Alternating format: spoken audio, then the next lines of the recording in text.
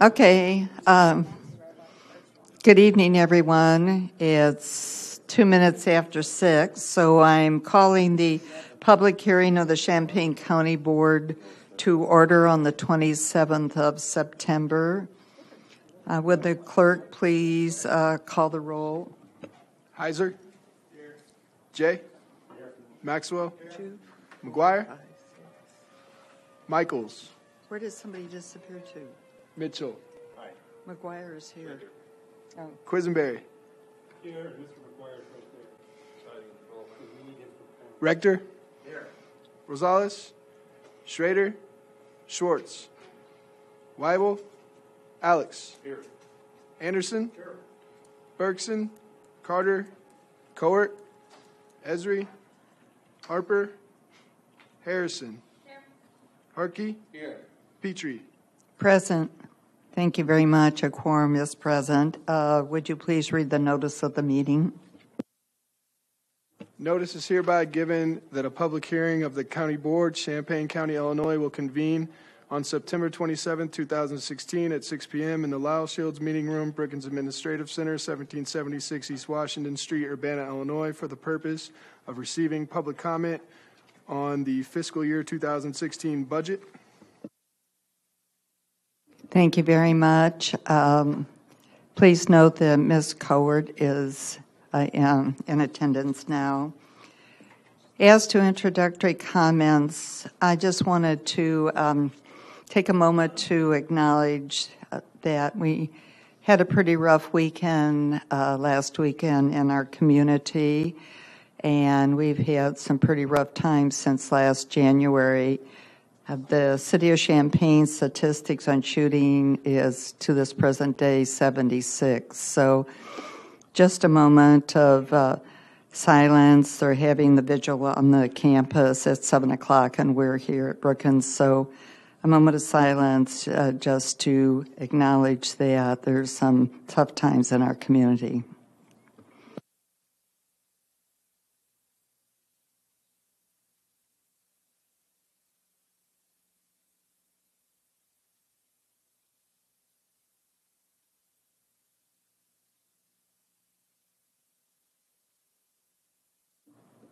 Thank you, everyone. We're moving into the fiscal year 2017 decision points, and this evening it will be a presentation both by Tammy Ogden and Rick Snyder, and I'm not clear, are you both going, you're both going up? Can I move the agenda? That's a good idea. Thank you, Mr. Quisenberry. Second? Yeah, Mr. Rector, thank you. Any changes to the agenda?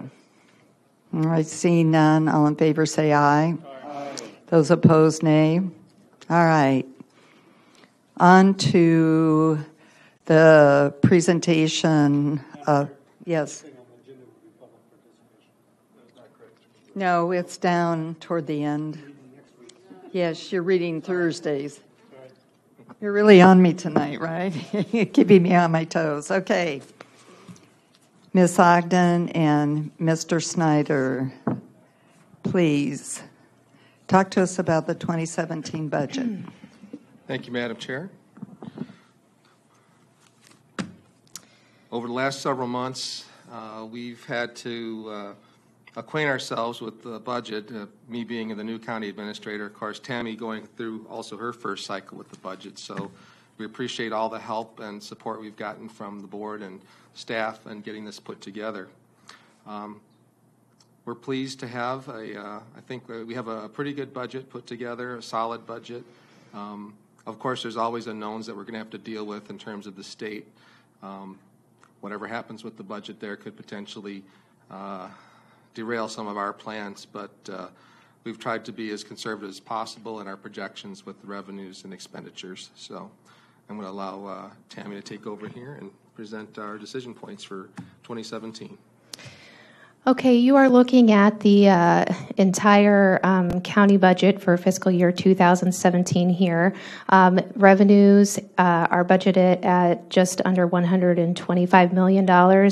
Expenditures about $127.5 million. The deficit of revenue to expenditure reflected here is mostly driven by planned deficits in the county bridge fund and also MFT fund and the Head Start fund. Head Start fund had budgeted for potential relocation to an ADA compliant facility. There will be some additional adjustments to this fund balance sheet and the revenue to expenditure deficit based on the outcome of the Labor Management Health Insurance Committee meeting today, which ended I don't know, maybe about 3:30, and we didn't have a lot of time to make appropriate updates. So you will be receiving a recommendation in October for from the Labor Management Health Insurance Committee, and we are looking at an increase in the deductible from $1,500 to $2,000, which will generate some additional savings for the departments. So when we initially started looking at the 2017 budget, if you recall, when we did the budget projection presentation, I identified that the county's expenditure growth was projected to exceed its revenue growth. This is being driven by underperforming revenues, also ADA required improvements, rising health insurance and personnel costs. And so based on that, the county board made recommendations to the departments to hold commodities and services budgets flat unless there was a documented need or a competitively negotiated contract. We were pretty successful at doing that this year. Here is a summary of the changes in revenue and expenditures. You can see we had healthy property tax growth. However, government shared revenues are budgeted at a little over $300,000 deficit from last year. And also we have had reduction in our fees and fines revenues. On the expenditure side, personnel costs, which also includes fringe benefits, the growth for that was just a little under 3%. And you will notice that the growth in capital is fairly significant, and that is the result of the county not budgeting for replacement of the sheriff's squad cars in 2016. We did build back in funds for replacement of squad cars in 2017. However, that is about $85,000 short of optimal needs for the replacement. I just want to make a quick note on the decline in fees and fines. We've done some additional research to determine what might be going on there. And so far, in talking with the presiding judge, and we'll be talking to the state's attorney's office, and have talked with the circuit clerk, there appears to be a decline in the number of cases across the board, so that may be partially responsible for some of the decline. We suspect there may also be some issues with collections, but we're going to need some additional data on that before we can find out for sure. And I'll elaborate on the government shared revenue. Most of that is being driven by the reduction in the AIOC reimbursement for court services, court and probation services.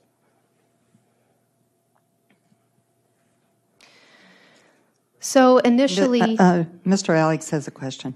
Yeah, if I could add one thing that I've been told from the both the sheriff and the actually sheriff, state's attorney, and the circuit clerk with regard to that in the past is that over the last several years there's been a decline in traffic citations being written, largely as a result of just changes in emphasis on policing due to either other pressures or limited resources.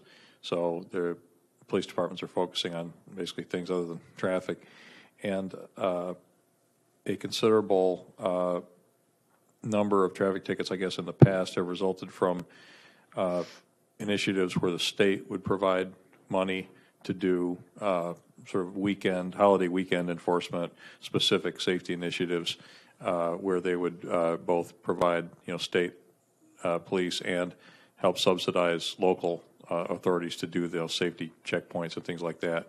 And my understanding is that those have largely gone by the wayside as a result of the budget crisis. So I think we're seeing, a significant part of that's driven by a reduction in traffic tickets, which is, I guess, good news for drivers, but has resulted in a decrease in fee revenue. Yeah, that's definitely one component. I think we were down about 7% on traffic tickets alone. And if I remember the statistic correctly, about several years ago, we were processing about 38,000 traffic tickets a year. This past year was about 21,000. So the decline's been significant. Are there any other questions before they proceed? All right, thank you. Go ahead. If you recall, during the legislative budget hearings, we had identified that there was an initial deficit of $584,000. This was in part a reflection of the 18% health insurance increases being built into the budgets.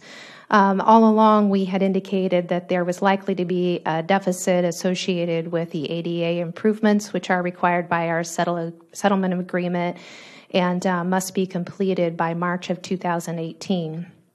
As the deficit stands right now, it is at $133,000. This reflects the health insurance rates that the committee approved forwarding to the county board today. It also reflects an adjustment to the circuit court's budget based on the Supreme Court ruling regarding juror pay last week. That resulted in an additional savings to the county of about $181,000. Yeah, Tammy, if I can jump in there again, because I was not aware of the implications of this ruling that came in last week, and other board members may not be. The state had passed legislation that essentially said both we were obligated to pay jurors basically 3 times what we were paying them, and that there was to be a provision for 6-member juries in civil trials.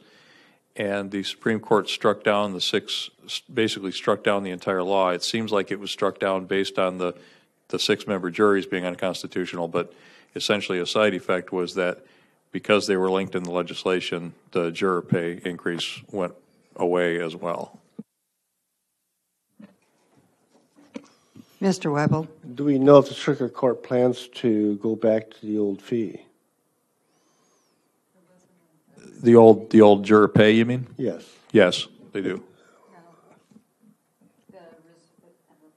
The response is that each county can go back and choose whatever. Well, that's exactly right. So I want to know what the circuit court plans on doing. They plan on going back to the original fee, or the original pay. You've been told that? We have been told that. Okay. Yes, we corresponded with Lori, and she indicated that Judge Stefanis said they would be going back to the pay that was initially in place. I believe that's already starting soon. I believe that was going to go into effect last Monday. Now, of course, that doesn't preclude the legislature from, again, imposing some kind of change to the pay schedule. That's very likely to happen in the next session.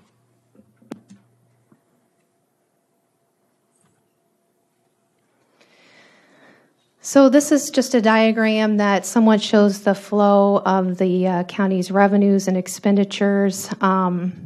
Again, there is a currently a deficit that is currently reflected in the budget. You can thank Patsy for this pretty Sankey diagram.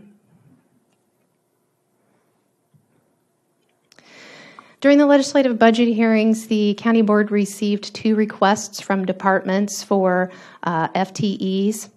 One of those requests was from planning and zoning. John Hall had indicated that the addition of an FTE was requested in order to help planning and zoning meet IEPA MS4 stormwater program requirements. This is an unfunded mandate. The cost to the county for addition of this FTE is approximately $64,000 with benefits.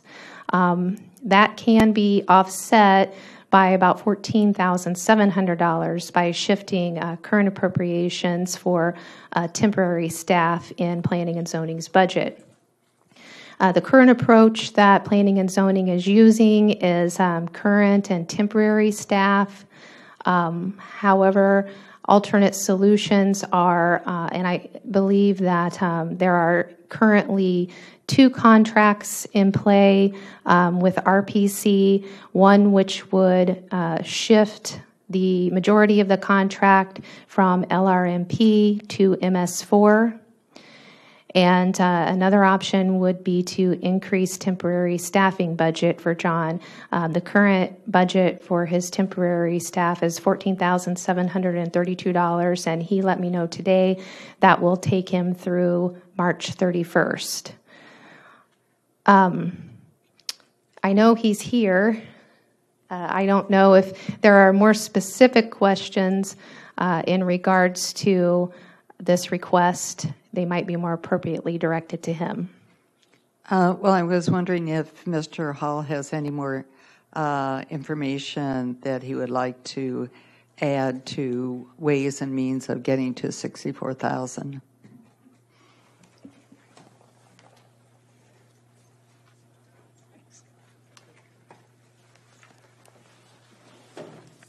Well, I don't have that much to add, but I did double check today.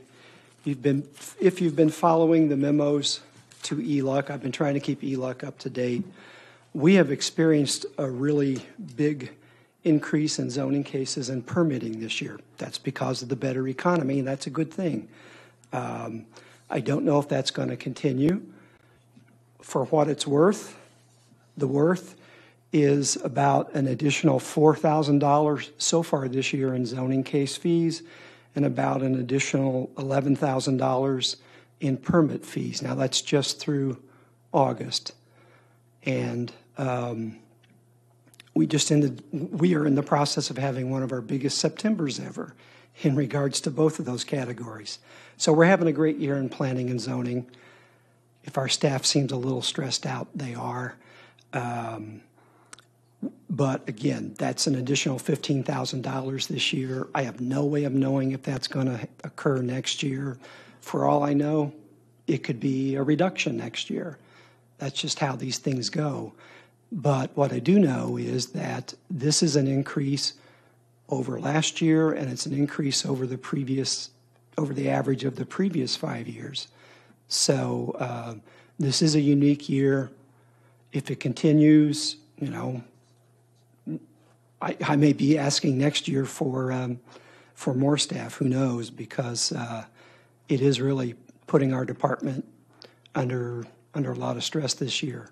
We're happy to do that, but that's the only additional information I can provide regarding offsetting this additional cost.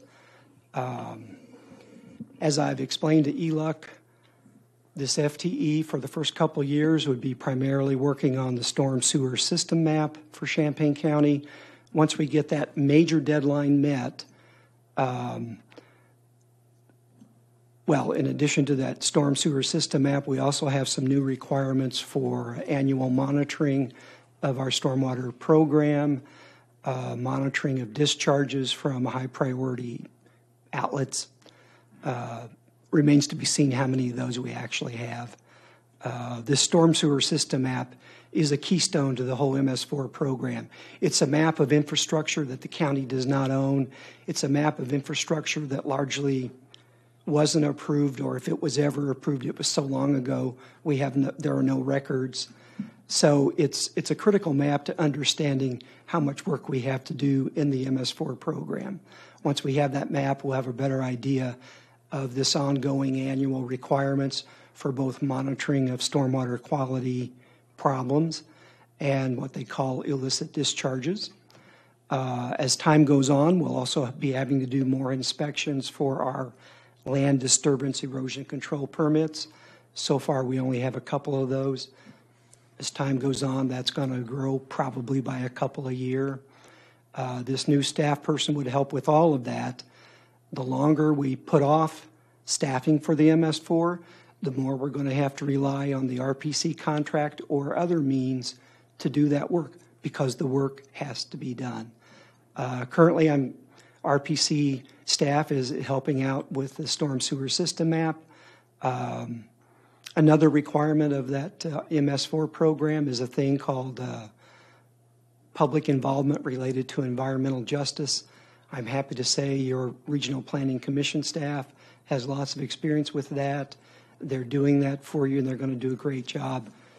That doesn't affect our budget, but it does have to be paid for under the RPC contract. So this MS4 program is a big program so far, and it's only going to grow. That's all I have for right now. Thank you. Mr. Alex. Thanks, John. Is this a state-initiated thing, or is this a state response to federally initiated requirements? This is a state response to the Clean Water Act. Okay, that's what I thought. Thank you. Mr. Weibel. John, I see 3 outlines on your slide there. The first one, we can roughly say it cost us $50,000, right? We offset the 14 change. The RC planning contracts then basically dump LRMP studies, correct? Yeah. Now, the third one, increased temporary staffing budget, it's now at 14 and change, or 15. Increase it by what? If you had to give me a number, can you give me a number? The increase would be? I will give you the number I Give gave. me a range. I gave Tammy earlier today. Any dollar you can give us. I'm serious about that. Okay, let me Any ask you, dollar. what's the maximum? Oh. I knew I'd get a number out of you somehow. I'd say the maximum would be, I think about $46,000, which would be the amount of a full-time position that is not permanent. 46 include, is that 40, so we're talking 46 plus the 14.7 or? No, 46 minus 14. Oh, okay, so look about 30,000. 32, 33. Okay, all right. I think there are some benefits due to a full-time position, even if they're not permanent. And I don't have those values off the top of my head. But just, all right, ballpark, thank you.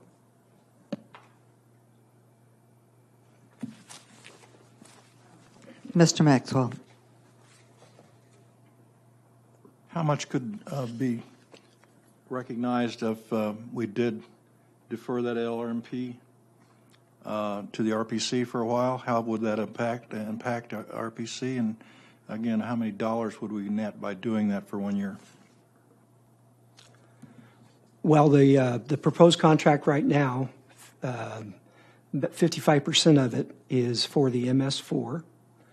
And I would imagine that next year it would take that same amount to meet the storm sewer system map deadlines that we've established with EPA. So if we rely on the RPC planning contract for 2 years, there will be no progress on the LRMP. It's the cost, it's not going to raise the cost of that contract. It's keeping in line with what it would otherwise be. We haven't asked for any increases to that contract for the MS4, but it really does mean you wouldn't make any progress on the LRMP. Maybe for 1 or 2 years, that's not a significant problem, but these long-term requirements for the MS4 program, I haven't tried to put a cost on that, all the annual inspections and things like that, but my guess is that in the long term, that's probably at least $30,000 or so every year, which is about half of a full-time position. That would allow, after a couple years, that might allow getting back to work on the LRMP at about, well, less than half, of what we've been getting done every year up to now. So if you rely on that RPC planning contract to staff these requirements of the MS4 program, it's going to really cripple the LRMP. And I think more importantly than that, it takes the knowledge of the MS4 pre-pro. We're not developing that in our department. I'd be the only one in our department that knows anything about the MS4 program. I intend to work for you as long as I'm physically capable. But there is an end to that. And so eventually, long term, this MS4 program, I think, needs to be housed in Champaign County. You need to develop an expertise on your staff, or maybe you just want to make that a permanent contract item with the RPC. That's the county board's decision. It's nice to have someone call our department and talk to someone who can answer questions, but on the other hand, there's nothing wrong with getting questions answered by RPC staff either. We rely on them a lot today for other things. It could be that you choose for them to be your MS4 specialist. Mr. Alex. John, what's the relationship between the county and the cities on this? Do the cities essentially do all this work themselves within their municipal boundaries and we do everything else? Yeah, the cities do a lot more. I mean, they have a lot more responsibility than the county. They've staffed up long ago. We actually benefit from a lot of the things the cities do. Recently, there was a stormwater conference that was largely put together by the cities. We tend to get credit for participating, even though we didn't put any investment in that conference. More importantly, we get the benefit of listening to the experience of the city staffs and what they've done, and then we can do that in our own program when it's relevant. So we get a lot of benefits from collaborating with the city staffs, and they're always very open to that. I guess I'm asking the question to see whether there's something here that would make sense for combining resources or outsourcing them to us or us to them, or whether we're essentially all on our own. I can't stress enough how unique our circumstances are compared to the cities. Already this year, I've gotten city staffs to agree to let us accompany them on their annual inspections so we can see how they do it, learn where we can maybe rely on them for some things, share resources. We do that as much as we can. Hopefully we'll be able to do that more in the future. We just need to get some experience at it. Okay, thank you. Any other questions for John?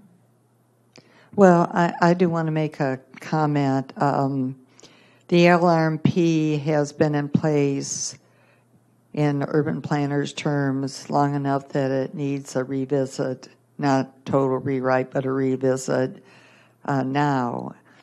John is saying that under the present circumstances, that won't be for another couple of years. So that is really not the best of planning. So if we can figure out a way to enable some additional staffing for John, it probably not only helps the MS4, but it also helps the LRMP and the county planning. Thank you. Thank you, John. Thank you.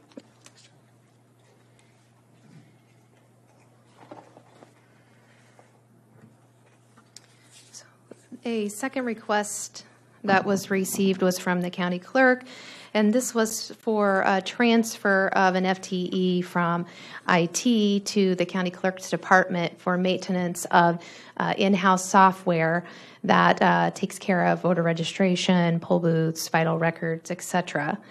The cost to the general fund would actually be about $81,737. The position and benefits are not currently budgeted in the fiscal year 2017 budget because those funds are being used for consulting services in IT's budget. The current approach that the county clerk's office is using for this software maintenance is a utilization of a contractor. And alternative solutions, if the contractual agreement ends, would be to try to secure a new agreement.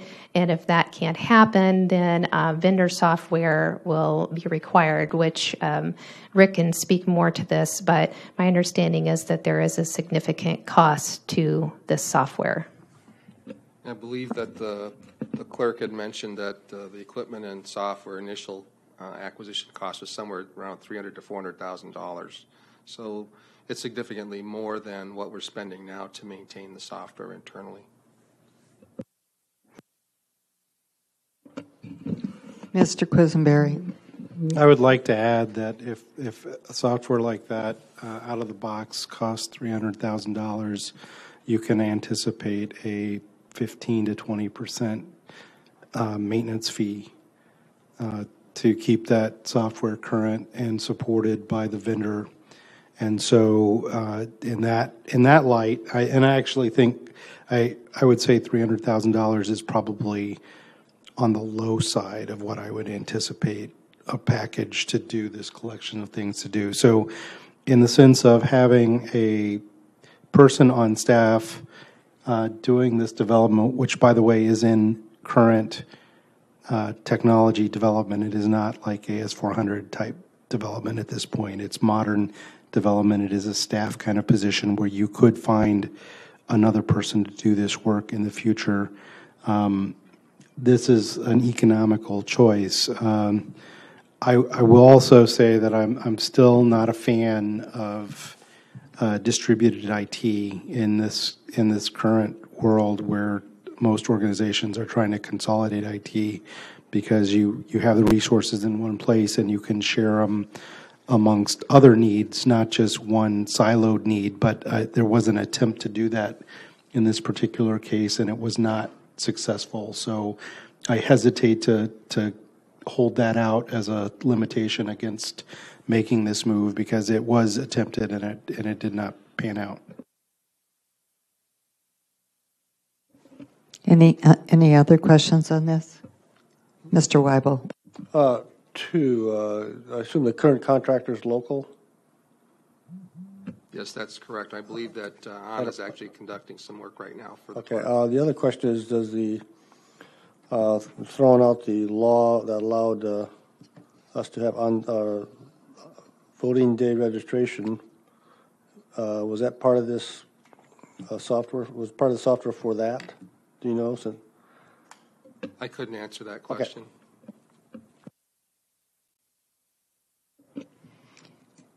Mr. Quisenberry?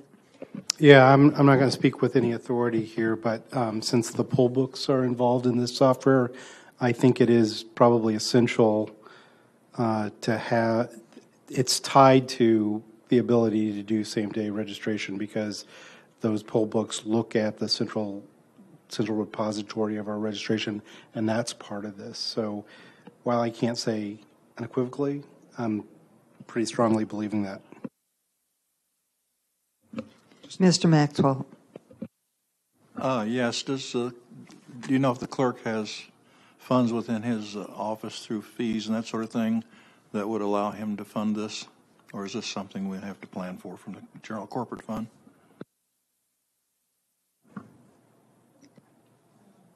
Are you answering that question, or shall we let Well, him I do it? would like to point out that the clerk does have automation funds in his area, but we already know through several discussions that our current voting equipment has to be considered as having a life cycle, and that automation fund needs to be building up to be able to replace voting equipment at some point when that need arises, either through requirement by changes or it getting so old we can't continue to use it.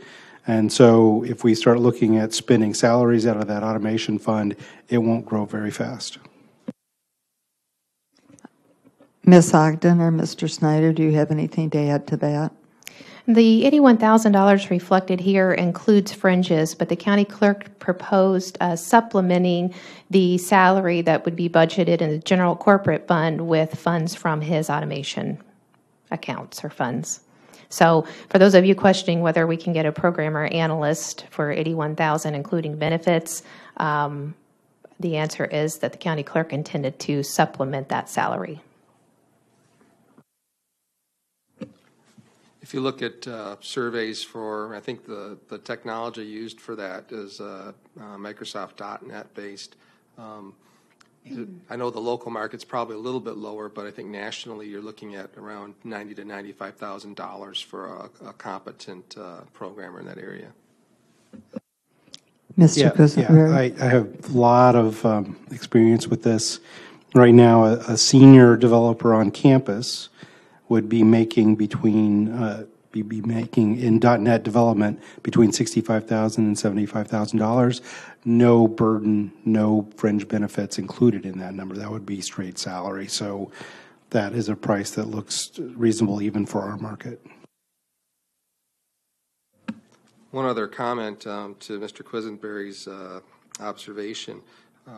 One thing that struck me coming here is that there's a fairly small fraction of the IT budget countywide that's actually in administrative services, and you'd expect, the bulk of it to be there.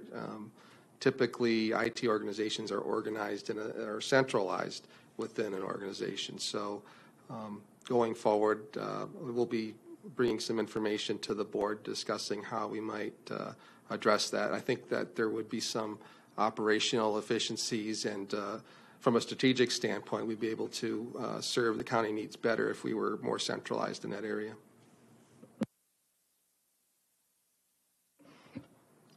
Mr. McGuire.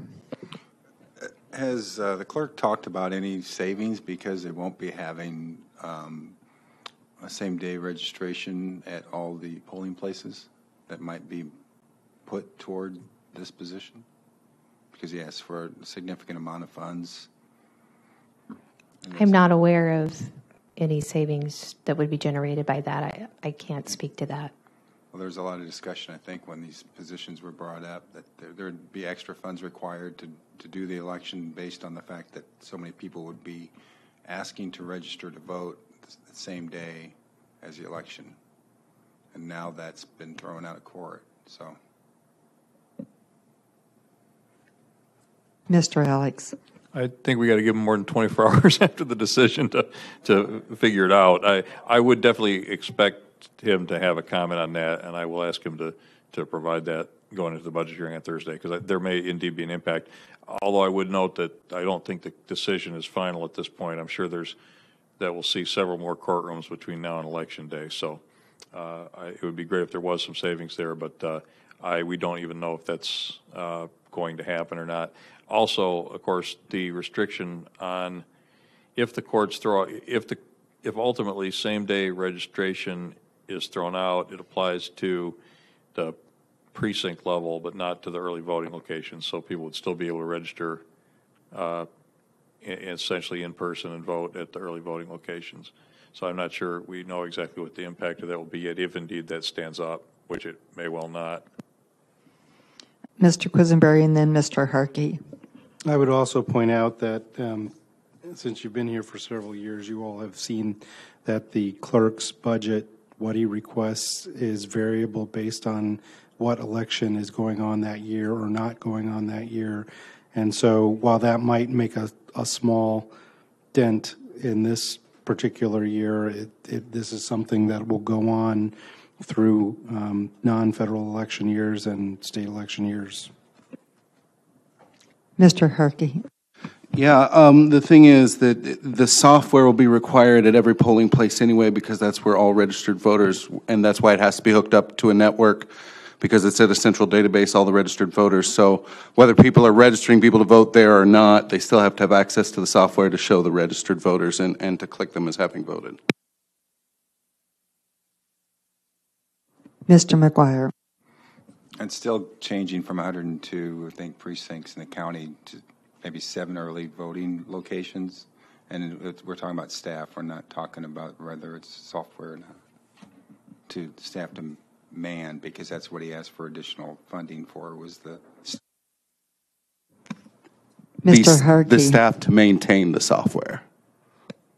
No, he's asking for more judges. That's not this item, is it? This isn't about election judges, is it? No. Maybe I should be more clear. I'm talking about additional, he would save funding because he wouldn't have as much staff. And that's why I asked that maybe we should talk to him about. Because he wouldn't have as much staff for the election to maybe support this funding. If I understand correctly, Mr. Alex is going to do some checking, correct? I'll ask the county clerk if he can provide any information as to how the recent court decision may or may not affect the budget going forward. Okay, any more on this item? Please continue. My only comment in regards to these requests is that we recognize that these are needs. We wanted to remind the county board of the requests that were made. Rick and I have been on the same page in regards to not recommending the addition of FTEs for fiscal year 2017 because of the budget deficit that we are still trying to close. So in regards to decision points for the general corporate fund, as I had stated earlier, that we initially during the 5-year financial forecast indicated that there would likely be a budget deficit. This planned deficit is approximately $150,000 for ADA improvements. Actually, it's exactly $150,000 for ADA improvements. If the county board allows the FY17 budget to be a planned deficit in the amount of $150,000, this would allow $16,770 to be added to Planning and Zoning's budget for additional temporary MS4 staff. The second decision point would be to allow for a planned deficit of $133,230 for ADA improvements. I will mention to you that you did receive a copy of the General Corporate Fund Summary. Based on the decision that was made by Labor Management Health Insurance Committee today, there is going to be a change to the health and life insurance line, which is line 5136.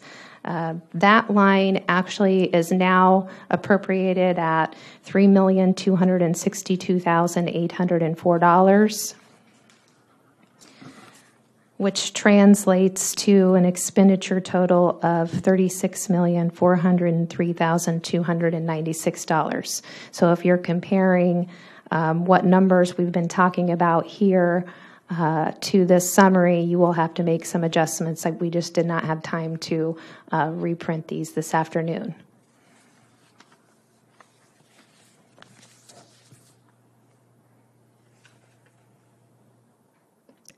Do you have more? I was just waiting for questions. I don't see any. Go right ahead. So I just want to summarize the general corporate fund budget by discussing some of the concerns and reminding the board of the deferred needs. There is no appropriation in the 2017 budget for replacement of our aging financial system. Also, capital asset replacement funding is current only.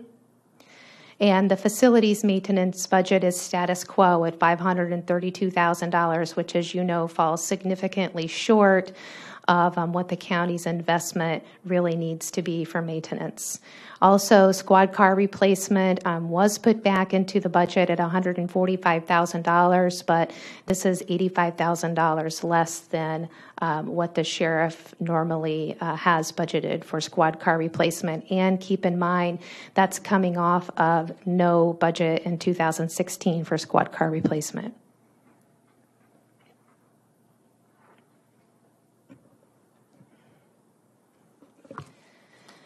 Next, we'd like to talk a little bit about the nursing home budget. When we had our budget hearings, the nursing home indicated that there was a budget deficit of $217,000, which did include the principal payment.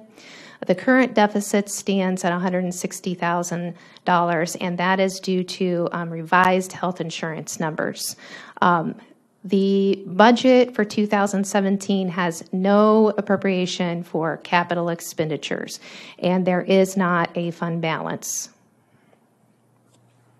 I just wanted to recall at this point that when we originally started the formulation of the nursing home budget for this year, we wanted to take a little more realistic approach to both the projections of the patient census and also some of the expenditures. So in the past, we've had, I believe, balanced budgets submitted, but I think this more accurately reflects the actual operating condition of the home, and also to recognize the fact that we don't have a working cash balance for the home.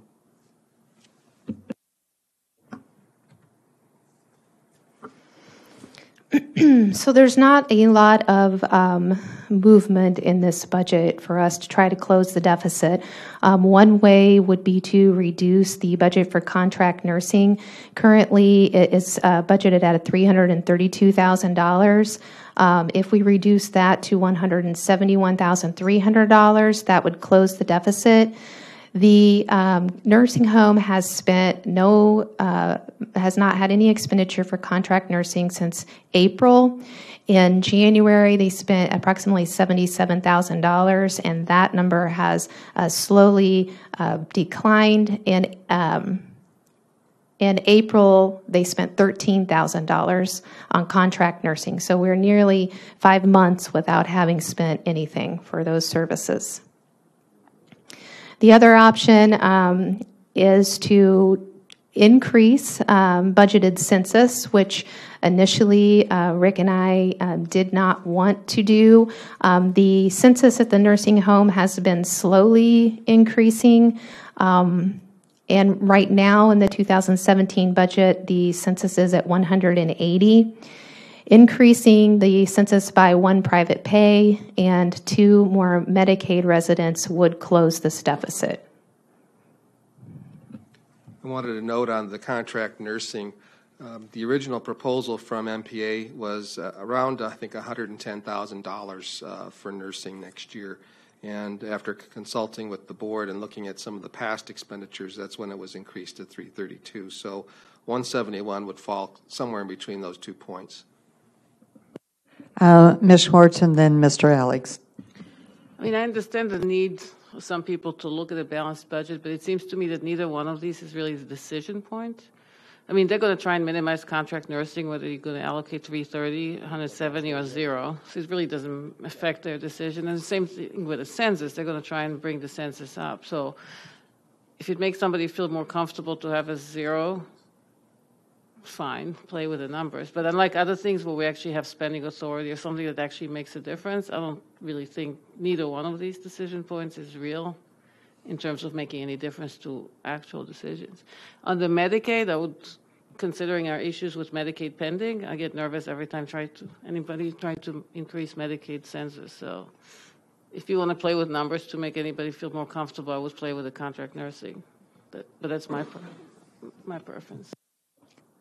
Mr. Alex. Yeah, I agree. I mean, given that they're spending 0 now, I think splitting the difference between their high estimate of 332 and the 0 that they're spending now is reasonable from a budgetary standpoint. Certainly, obviously, we don't know exactly what the census is going to be. We don't know exactly what the expenses are. So yes, to some extent, this is a guess. But county board rules do require that we put together some semblance of a balanced budget. So I think that's a reasonable way to do it. Ms. Schwartz. Well, I mean, I'm more concerned about the capital budget of 0, knowing that they have issues and they will continue to have issues. So for me, not projecting anything into emergency capital needs is more of a concern than balancing. I mean, I get it, what you're saying, if you want to. Well, as we've seen this year, we've had a number of emergency projects. I don't know what the total is. It's well over $500,000. I think we've invested in the lint filtration project and then the fire dampers, and then now we're going to be putting money into the boilers. So I think the reality of this is that they don't have the ability to fund capital, and I think we need to make the board aware that if something else happens, that responsibility is likely to fall on the county. Right. Mr. Maxwell and then Mr. Alex. Thank you, Rachel, for bringing that up. I was going to. So you saved me some words, and that's engineers appreciate saving words. The fire damper is a good example. We need to do a certain amount of them every year. That's what we need to do going forward. So I guess we could defer it a year, but they really ought to be 25% of them ought to be done every year from this point forward. And if we do have any emergencies, we have no way to cover it. So I'm just stating the obvious. Thank you. Mr. Alex and then Mr. McGuire. Real quick, I will stress that we need to continue to push the state in any way that we can on this issue of the Medicaid approval delays, because that's there's several $1 million of these deferred applications hanging out there that we need to get the state to act on. Much of the reason for the accounts payable at this point for the nursing home is simply a delay in getting those Medicaid approvals. So we got to try to get them off the dime on that. I have talked to someone in the state's attorney's office about potential legal remedies there, and they're looking at that. But I still think probably our best bet is a political solution at this point. Mr. McGuire. I would agree with everything said. And increasing the census, I don't see that as an issue. I think we should do that if we can, especially private pay. Any other questions on the nursing home? Mr. Anderson, did you have something? Well, since I'm on the board, I agree with everything that's been said this evening. I'm concerned about the contract nursing being budgeted at zero. I guess they'll end up transferring funds from one account to another later. But it's the nursing staff that provides for the quality of care to the residents that live there.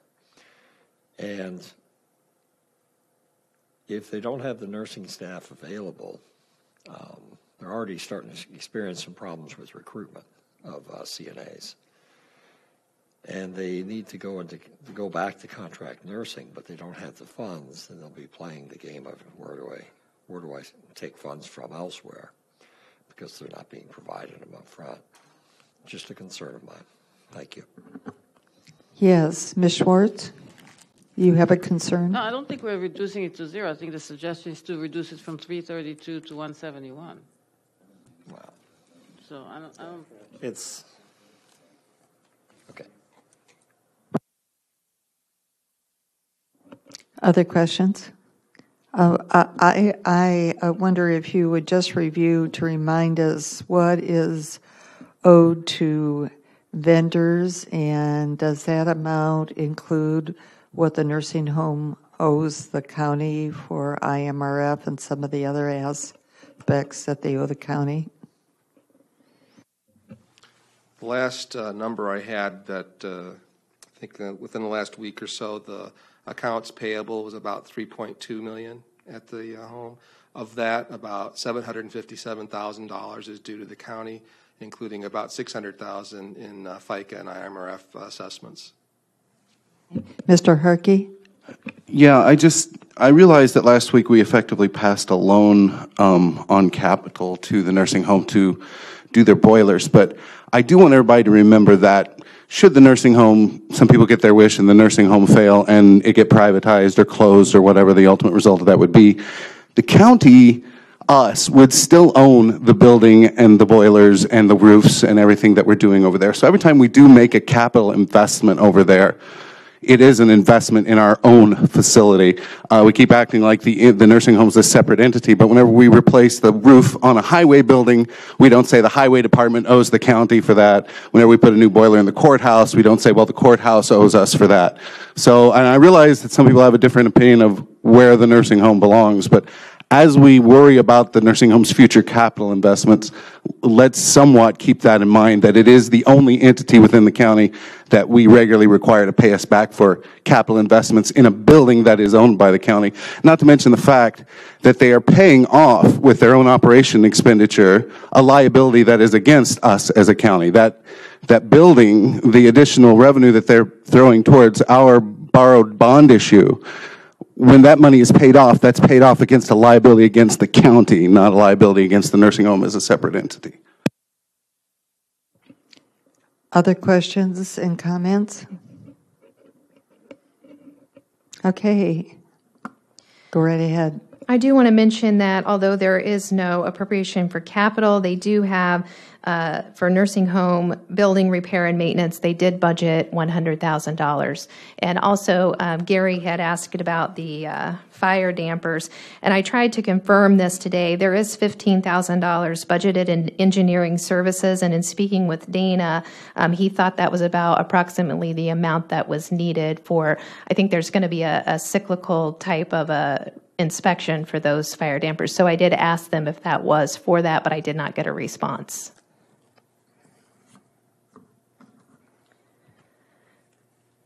So going over the budget concerns and deferred needs of the nursing home, again, no appropriation for capital, no fund balance. As you were made aware 2 weeks ago, the backlog of Medicaid applications is growing, and as Rick mentioned earlier, the outstanding accounts payable balance is in excess of $3 million. And the county board just needs to be aware that emergency expenditures would fall on the county for assistance to the nursing home.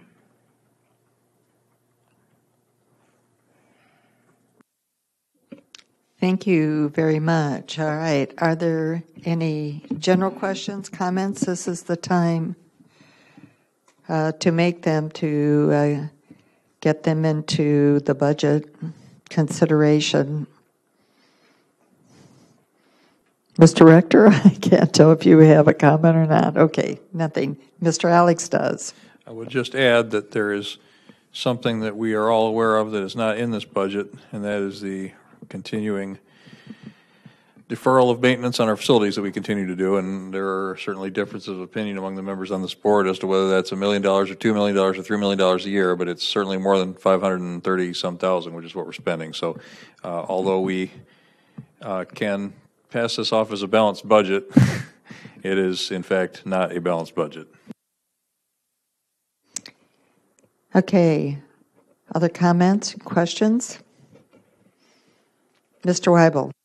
Well, I support the additional $16,000 in change for Mr. Hall's department, so that he could obviously have a temporary help for a longer time to deal with MS4 problems. I realize that's a Band-Aid approach in the long term, but short term it should work. I would agree with that, especially if the economy is improving and people are trying to build homes and improve, bring more money into the county. Just like we need a recorder's office so that they could, record those documents at the same time, and we can maintain those public services. Thank you. Other comments, questions? All right, seeing none. Thank you very much, Tammy and Rick. It was very helpful for that presentation. Next on our agenda is public comment. I don't have any slips. Anybody in the audience want to make a comment? All right. Seeing none, any further discussion on the budget, which is our next agenda item, or have we covered everything during the presentation? Okay, seeing none. Motion to adjourn, please. Mr. McGuire. I'd like to thank them both for their work on the budget and the presentation. So noted, indeed. Thanks are appropriate. All right, a motion to adjourn. Mr. Heiser, a second, please. Second. Thank you, Mr. Alex. All right, see you on Thursday.